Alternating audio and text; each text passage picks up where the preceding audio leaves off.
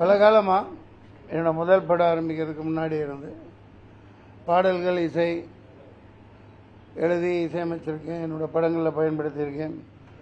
சொர்ணலதா பாடியிருக்காங்க என் கூட, டி.எஸ். ராகவேந்தர், மருதே மறுக்குழந்தை, வாணி ஜெயராம் மற்றும் சந்திரபோஸ் பல பேரை பாட வச்சுருக்கேன். அப்புறம் நிறைய ஆல்பங்கள் வெளியிட்டேன்.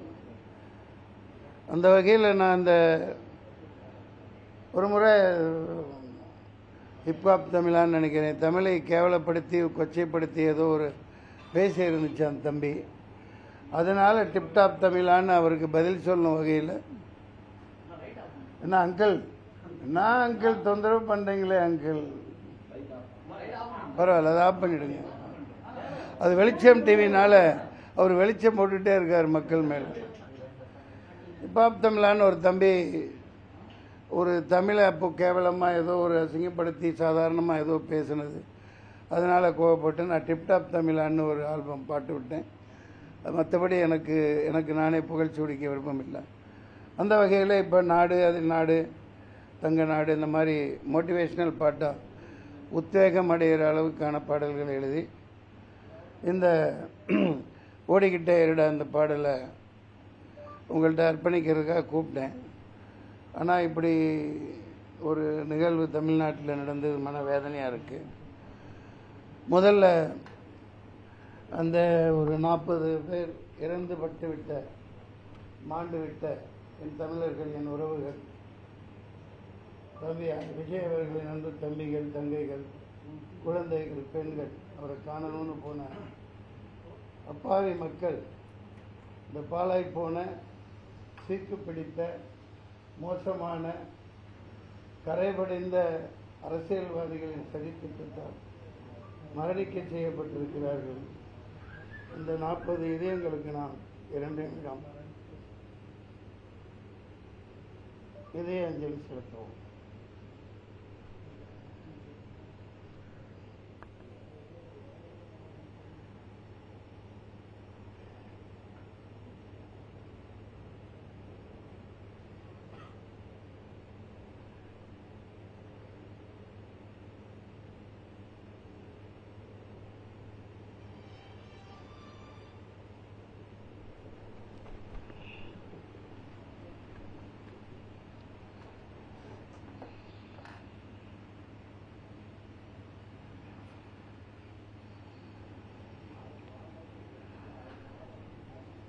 எனக்கு பேசுவதற்கு ஒன்றும் இல்லை.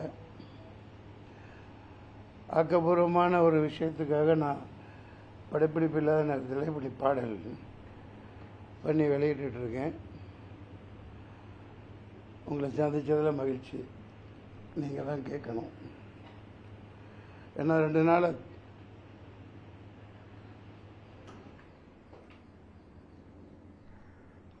தூக்கம் இல்லை. எப்படி தூங்க முடியும்? சொந்த ஊர் கரூர், பள்ளப்பட்டி. நான் வளர்ந்த ஊர். என் வீடு இன்னமும் பள்ளப்பட்டியில் தான் இருக்குது. அந்த பகுதி மக்கள் இவ்வளோ பெரிய பாவம். அந்த சாகையில், அந்த மரணிக்கையில் அவங்க எவ்வளோ வேதனைகளை அனுபவிச்சிருப்பாங்க. கத்தியில் குத்திருக்காங்க, அடிச்சிருக்காங்க, கீழே தள்ளியிருக்காங்க, பள்ளம் வெட்டப்பட்டு உள்ளே தள்ளி விடப்பட்டு இருக்காங்க, மிதிப்பட்டு எவ்வளோ துடிச்சு செத்துருப்பாங்கங்கிறத யோசிச்சு பாருங்கள். நம்ம நாட்டில் இப்படியெல்லாம் நடக்குதுங்கையில் எனக்கு ரொம்ப அவமானமாக இருக்குது. வேறு எனக்கு ஒன்றும் சொல்கிறதுக்கு இல்லை. நீங்கள் ஏதாவது கேள்விகள் இருந்தால் கேளுங்க. சார், இந்த கரூர் சம்பவத்தில் வந்து 41 பேர் பலியாக இருக்காங்க. 41 பேர் ஆயிட்டாங்களா? இதை வந்து நிறைய பேர் அரசியல் ஆக்குறாங்கன்னு சொல்கிறாங்க. இது எப்படி சார்? என்ன வெங்காய அரசியலாக்குறது? உண்மை தானே. ஒரு விஜய் தம்பி நான் வாழ்த்தனேன் வெற்றி விழாவில், லியோ வெற்றி விழாவில். The only one alternative. நாளைய தமிழகத்தின் நாளைய தீர்ப்புன்னு சொன்னேன். முதல் படத்திலிருந்து நான் 10 படம் நடிச்சிருக்கேன் அவர் கூட. அவரோட வளர்ச்சி பிடிக்காம அவரை எதுக்கணுன்னா, நீ கொள்கை ரீதியாக எதிர் கூட்டம் போட்டு அவருக்கு பதில் சொல்லு. பேச தெரியலன்னு சொல்கிறியா சொல்லு.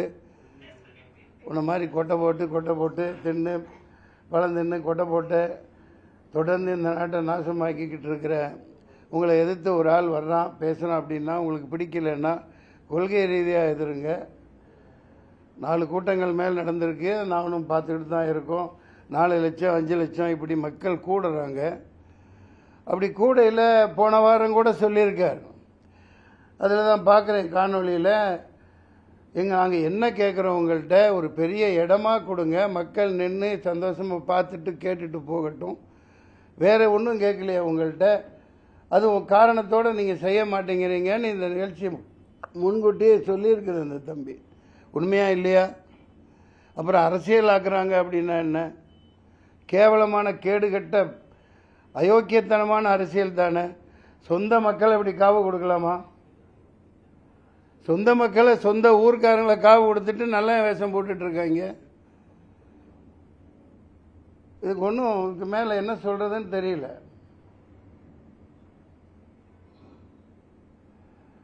வேற எந்த தாலிகைகள் ஐயா? சார், யார் வந்தாலும் அரசியலுக்கு வந்தா கோபாலியா தான் ஆகுறாங்க. அது எக்ஸாம்பிள் விஜயகாந்த், சீமான், ரஜினி வந்தாரு போயிட்டாரு, கமல் அந்த பக்கம் போயிட்டாரு. யாரு தான் அரசியலுக்கு வரணும்? அதை நீங்கள் தான் சொல்லணும். மக்கள் இப்போ சொல்லுவாங்க, 6 மாதத்தில் சொல்லுவாங்க யார் வரணுங்கிறத மக்கள் தீர்மானிப்பாங்க. நீங்கள் சொல்கிறது உண்மைதான். சில பேர்கள் சொன்னீங்க, அவங்க கோமாளித்தனமாக நடந்துக்கிட்டாங்க, நம்மளை கோமாளி ஆக்கிட்டாங்க. சில பேர் முடியாமல் கோமாளியாக இருப்பதே நல்லதுன்னு ஒதுங்கிட்டாங்க. பல ஜாம்பவான்களை விலை கொடுத்து வாங்கிட்டாங்க. ஒரு மிகப்பெரிய திமிங்கலமாக முதலையா அடக்க ஆள் இல்லைன்ற மாதிரி போய்கிட்டு இருக்காங்க. இது ரொம்ப நாளைக்கு இந்த பருப்பு வேகாது.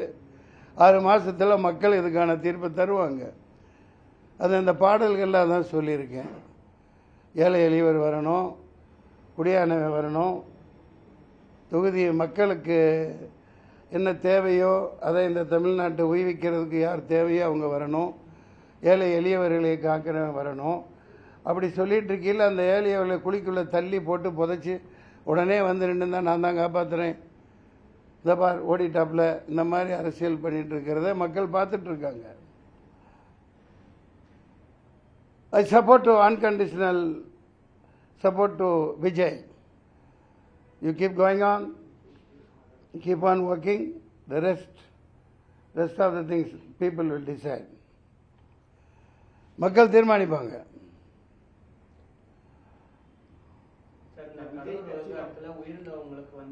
என்னையா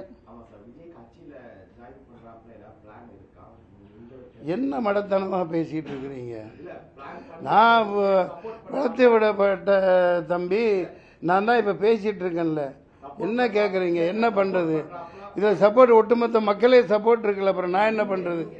சொல்லு தம்பி. சார், இந்த கரூர் விவகாரத்தில் 41 பேர் உயிரிழந்திருக்காங்க.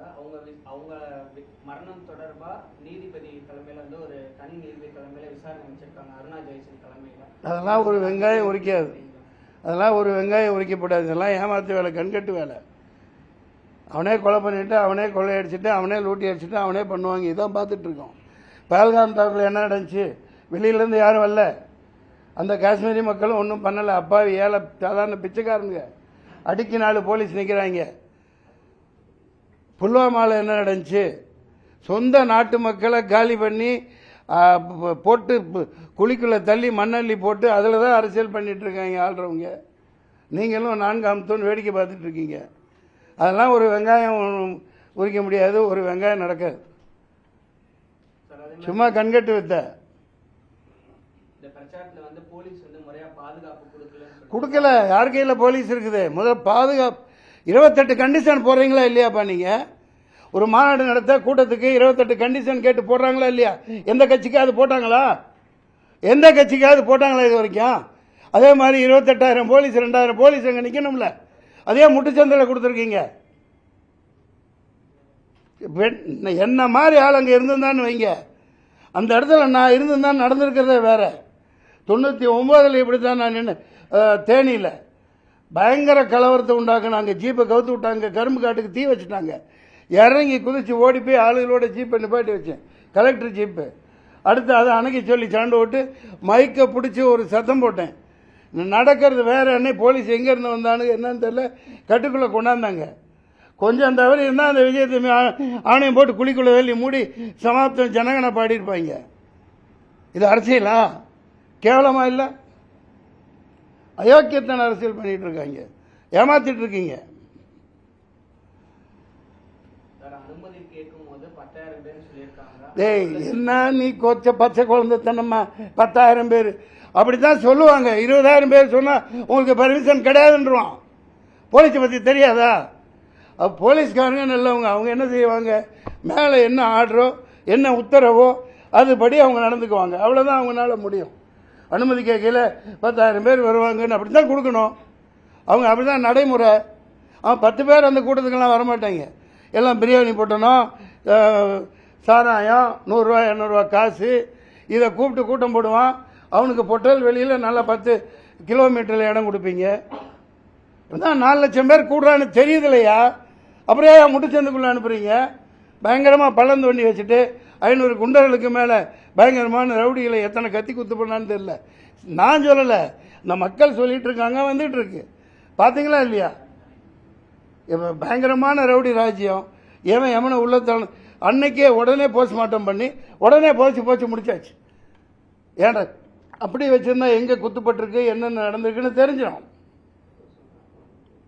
Shame on this politics. Vijay அவர்களை பார்க்க தான் மக்கள் ஒரு கூட்டம் வந்துச்சு. அப்புறம் என்ன உன்னையும் பார்க்க வந்தது? 41 உயிர் போயிருக்கு. விஜய் வர முடியலன்னா அவரோட கட்சி கீழே இருக்கிற தொண்டர்களோ இல்ல கட்சி யாரோ களத்துல நின்றுக்கணும் சார். களத்துல எல்லாம் துரத்தி விடுறாங்கல்ல. சுத்தி நிக்கிறது யாரு? அவளை போட்டு தள்ள நிக்கல, அவங்க தானே விரட்டி விடுறாங்க. நியூஸ்ல சொல்றாங்களா இல்லையா? கிளம்புங்க நீங்க நிக்காதீங்க அப்படின்னு பேக் பண்ணி அனுப்பிச்சிட்டு இந்த மாதிரி சம்பந்தம் இல்லாம கேள்வி கேட்குறீங்களே. அவங்க புதிய கட்சி, என்ன மாதிரி ஆள் ஒன்ன மாதிரி ஆள் இருந்திருந்தா அதுக்கு பருப்பு எடுக்க சரியான ஆளை இறக்கியிருப்பாங்க. அந்த மாதிரி ரவுடிகள் உங்கள்கிட்ட இல்லை. அங்கேருந்து என்ன அடி வாங்க சொல்கிறீங்களா? மக்களை தீர்த்து கட்டிட்டாங்க. அவர் இப்போ ஒரு பாதுகாப்பு வளையத்தில் இருக்காப்லையா இல்லையா? அவரே நோக்கி தானே இது நடந்திருக்குது. புதுசாக ஒருத்தன் பாரு, சரி வரட்டும் பாரு, நாங்கள் பெரும் பழம்புரிங்க தானே நின்று சமாளி. இந்த மாதிரி சொந்த மக்களை ஏன் கொள்ற? சொந்த மக்களை பக்கத்து தெருவில் வாழ்றவன அந்த ஊர்க்காரனை கொன்னுட்டு வேஷம் போட்டு தெரியுறியே, வெக்கமா இல்லை உங்களுக்கு? என்ன எதிர்பார்க்காது? யார் எதிர்பார்க்கு? விஜய் எதிர்பார்த்திருக்க மாட்டாப்ல. குழந்தைத்தனமா மக்கள் எதிர்பார்த்திருக்க மாட்டாங்க. விஜய் அண்ணா பார்க்கணும் அப்படின்னு போட்டு வந்து நிற்கிறாங்க. ஆனால் இது எதிர்பார்த்து திட்டமிட்டு சதி தீட்டப்பட்டு எல்லாம் வாட்ஸ்அப்பில் வருது. சாயந்தரம் சம்பவம் நடக்கும்னு போட்டிருக்காங்களே. குழந்தைத்தனமா கேட்டுட்டு இருக்கீங்க. தண்ணி விடுப்பா.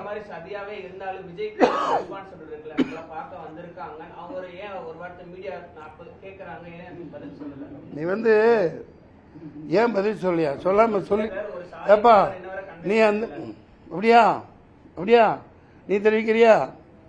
சாதாரண 1-2 உயிரா 40 பேர் அவர் மேலே நிற்கிறார். அந்த இடத்துல நீ நின்று பார், அப்பதான் தெரியும் தம்பி. அவ்வளோ உயரத்தில். ஏன்னா இவங்க இந்த மாதிரி கொடூரமான கும்பல்னு அவங்களுக்கு தெரிஞ்சுதான் அப்படி ஒரு வண்டி அமைச்சு பாதுகாப்பில் போலீஸோடு நிற்கிது. அந்த எல்போட இடமில்லாத மீட்டிங்கில் நான் ஒரு பேச்சாளனாக இருந்திருக்கேன். மேலே கீழே என்ன நடந்தால் ஒன்றுமே தெரியாது. கீழே என்ன நடந்தாலும் ஒன்றும் தெரியாது.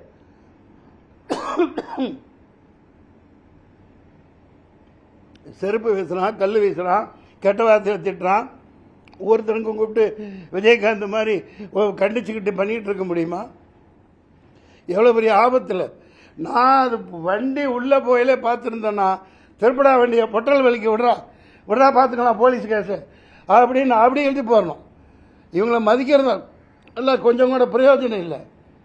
தெரிஞ்சாதானே காவல்துறை அப்படி ஒரு சந்துக்குள்ளே போய் நிப்பாட்டுறாங்க.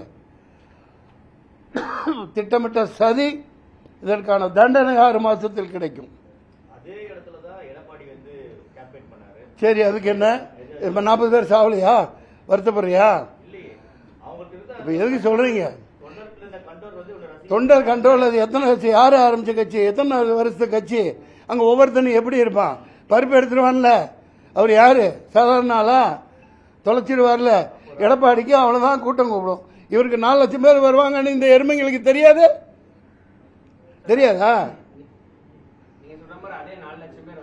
நில்லுப்பா. நீ ஏதோ எழுதி வச்சு போட்டு பிஜேபி அனுப்பிச்சிட்டு போல.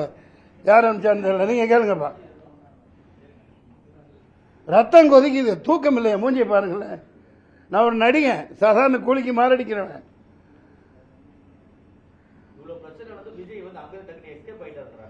பைத்தியக்காரனே. போலீஸ்காரன் துரத்தி விடுறான். இங்க இருந்து போங்க, இப்படிலாம் ஆயிடுச்சுங்களா? எல்லா நாடகமும் அவங்க நடத்துகிறாங்க. இங்கே பாரு, அந்த சொல்கிறதுக்கு தானே இந்த திட்டமே. துரத்தி விட்டு போட்டு அடுத்த நிமிஷம் இவங்களால வர முடியுதுல்ல. ஆனால் அடுத்த நிமிஷம் இருந்தாலும் வந்தால் நாங்கள் நிற்க முடியுமா? நம்மளால் நிற்பீங்களா? இது எவ்வளோ பெரிய பக்கா பிளானிங்கு. அடுத்த நோட்டி டக்கு டக்கு டக்கு டக்குன்னு வர்றாங்கல்ல. கேட்குறான்ல, 66 பேர் செத்தானே கள்ளச்சாராயம் கள்ளக்குறிச்சியில் செத்தாங்களே, அங்கே போய் நின்றுங்களேயா விளக்கண்ண? என்ன கேள்வி கேட்குற நீ? இல்லை இப்போ போய் அங்கே நின்று அவரை சேர்த்து சமாதி கட்டுறதுக்கா 1000 ரவுடிங்க வச்சுட்டு நிற்கிறாங்க. பதிகாரத்தனமாக கேள்வி கேட்குறீங்களே. யதார்த்தத்தை பேசுங்க, மக்களுக்கு உண்மையை சொல்லுங்க. ட்விச் பண்ண கருவியா நீங்கள் இங்கே வராதிங்க. நான் எனக்கு என்ன கூட நடிச்சவன். மக்கள் பார்த்துக்குவாங்க, மக்கள் பார்த்துக்குவாங்க. நான் ஒரு நடி, அதே தான் சொல்கிறேன். இப்போ அவர் வராமல் இருந்திருந்தா என்ன சொன்னீங்க? வீட்டுக்குள்ளே இருந்து அரசியல் பண்ணுறார், வீட்டுக்குள்ளே இருந்து ட்விட்டரில் போடுறாருப்பீங்க. வெளியே வந்தால் இப்படி மக்களை வச்சு சாவடிப்பீங்க. இப்போ எப்படி வெளியே வர்றது? யார் பாதுகாப்பில் வர்றது? சொல்லுங்க. போதும். நன்றி, வணக்கம், சந்திப்போம். நல்லதே நடக்கும். யாரோ கேட்குறீங்க தெரியல. நன்றி, வாழ்க வளர்க. தப்பு செய்தவன் தண்டனையை அனுபவிப்பான். அவ்வளவுதான். ஏப்பா, ரத்தத்தில் தமிழன் இருக்கு. அது நாளைக்கு ஐடியா இருக்கு, சேர்றது இருக்கு. இதுன்னா அது எப்போ நடக்குமோ அது நடக்கும். அதை பற்றிலாம் நான் கவலை இல்லை.